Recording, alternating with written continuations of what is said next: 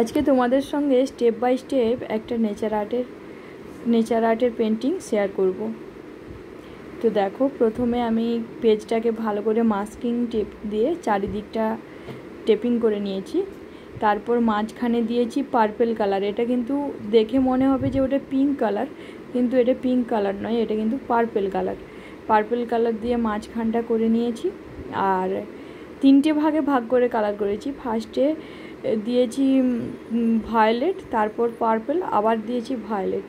কারণ চাঁদের পোর্শনটা যেখানে আলোটা পড়ছে তীব্র সেখানটায় পার্পেল দেখিয়েছি, আর কিছুটা জলের উপরও পড়ছে তার জন্য সেখানেও আমি খানিকটা পার্পেল দেখিয়েছি। আর তারপরে দুটো জায়গা ভায়োলেট দেখিয়েছি, যেগুলোতে মানে হালকা লাইট পড়ছে সেইগুলোতে ভায়োলেট দেখিয়েছি।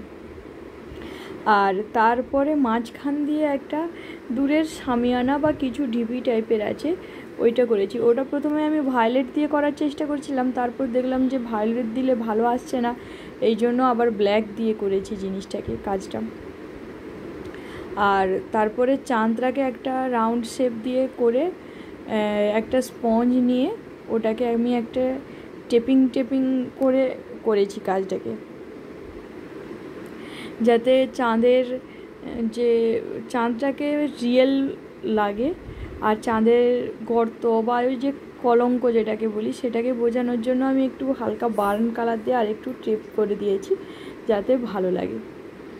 আর নদীর বা সমুদ্র যাই হোক, স্থির জলাশয়ের উপর চাঁদের আলোটা পড়ে চিকচিক করছে জ্যোৎস্নাটা, সেইটা বোঝানোর জন্য আমি হোয়াইট দিয়ে কিছু জলের ওপর হোয়াইটটাকে দাগ মতো ঘষে দিইনি, জাস্ট ডট টাইপের দিয়ে আমি কাজটা করেছি।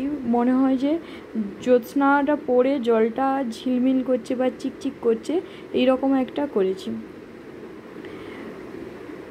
আর ব্ল্যাক দিয়ে গাছগুলো আমি করেছি, যে গাছ দুদিকে দুটো গাছ দিয়েছি, গাছটা আমি সম্পূর্ণ ব্ল্যাক দিয়েছি। এখানে হয়তো প্রমিনেন্ট বোঝানোর জন্য বা জ্যোৎস্নাটা গাছের পাতার উপর বোঝানোর জন্য আমি হোয়াইটটা দিতে পারতাম, কিন্তু আমি ইচ্ছে করে আবার হোয়াইটটাও দিইনি, কারণ সব সময় তো আর চাঁদের আলো পড়ে না বা প্রমিনেন্ট দেখায় না, অনেক সময় কালোও দেখায়।